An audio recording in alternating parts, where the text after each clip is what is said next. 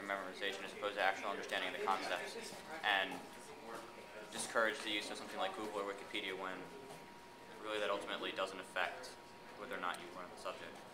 Well, I feel, Ben, that that is a very biased question, and it is trying to make me answer in terms of, you know, against teachers because, all kids are fight the power, fight the power. Um, let's be honest. Teachers know a lot more than we do. And as much as kids think they're really, really smart, a lot of times they're not. And some of the things that we think about, like, oh, we can use Wikipedia, why can't we use Wikipedia? You know, they don't want it to be that easy because a lot of what's going on in school is they're trying to teach us a work ethic. And if we go and always take the easy way out, we're not going to be successful in life. Just because you get a degree from AFS high school doesn't mean you're going to be the next CEO of, like, GE. It's just not going to happen. But it doesn't mean it's the other way around either.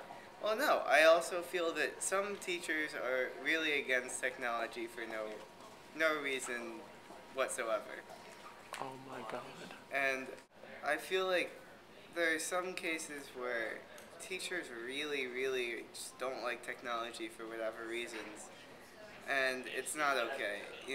Teachers go to college and, they sit there and they cram just like we're going to cram in college.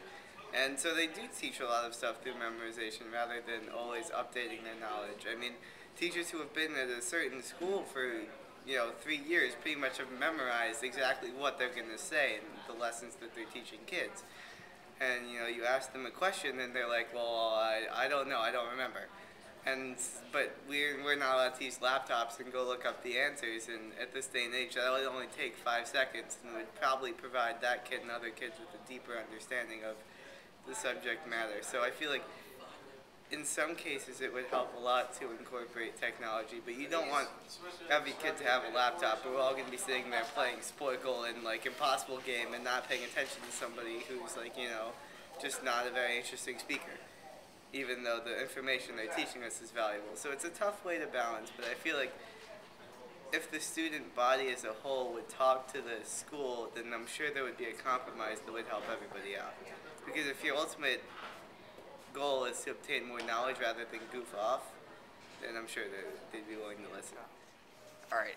I think that schools should adapt to have technology integrated with the curriculum in order to expand the degree to which students can learn, rather than just through strict memorization, but also to back up that what they learn in school, perhaps not just through homework and repeated exercises, but also through skills that you learn on the web.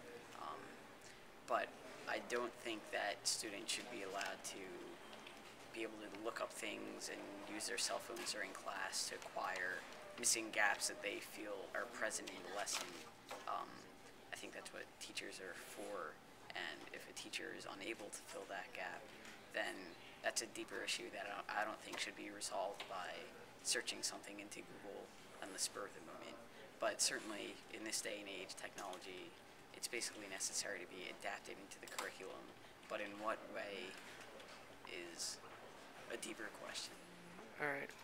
Okay, so it's my understanding of your question is basically how, as a school and in teaching one to learn for themselves, do we incorporate analytical and critical thinking? And I think that as a school, it's our responsibility as teachers and an institution to adapt our curriculum to the times and lifestyles and tools that are available to students today. So I think when you're talking about rote memorization versus more focus on one's ability to learn for themselves or to critically and analytically think for themselves, I completely agree that schools have a duty to incorporate technology and the tools that students can use today and as times progress, so that they can most effectively and efficiently find information out so that they can think for themselves, learn for themselves, and analyze things, and thereby creating progress in our society. Opposed to memorization. So there is something to be said, I think, about learning how to learn as opposed to learning content. And learning how to learn today looks a lot different than it did even 10 years ago.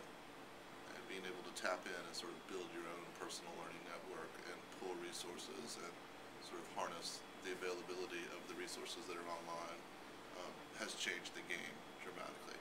And while some teachers are taking advantage of this, I feel that